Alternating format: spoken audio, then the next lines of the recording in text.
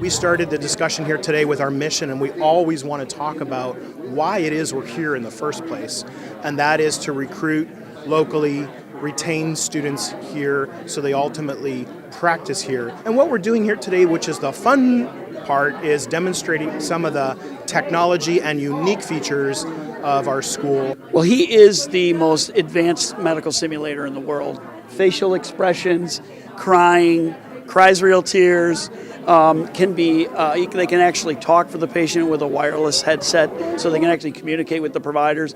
He turns his head, he can shake his head, he can have different facial expressions. So he has a number of motors in his face that create facial expressions. So can give that practitioner the interaction of a true patient assessment with feelings and emotion that you can't get in most standardized simulators. Who are you? Are you a doctor? I had a heart attack last year. Most medical schools, such as the one here, has standardized patients, so they actually have actors who come in. But with children, you really can't use standardized patient actors and children because number one is they really don't know how to do it. Number two, it's just not legal to hire kids to do those kind of things. So now we can give them a real patient experience, interaction, emotions, facial expressions, where they can really evaluate a patient on a one-on-one. So it's a big step forward. Take it home.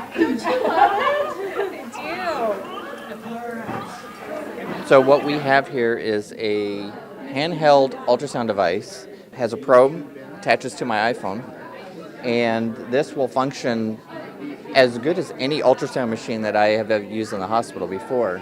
In order to teach students how to use an ultrasound machine, how to see structures on an ultrasound machine, we had to actually purchase, borrow, bring in large devices that were portable.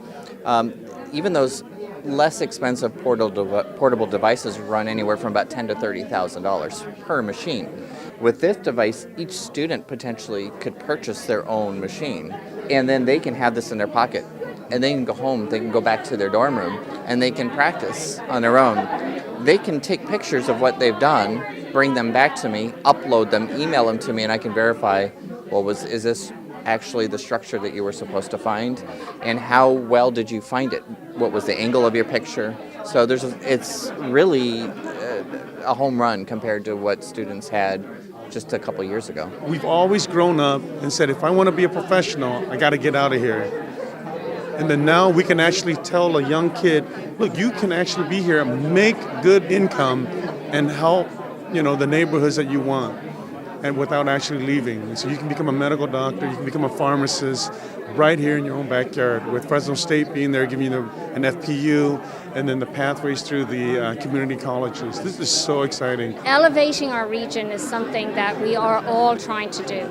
And one of the opportunities that this medical school presents for us now in Clovis Unified is another opportunity to showcase to our students a pathway that will articulate to them an opportunity to remain with their families and their friends and their loved ones in this area.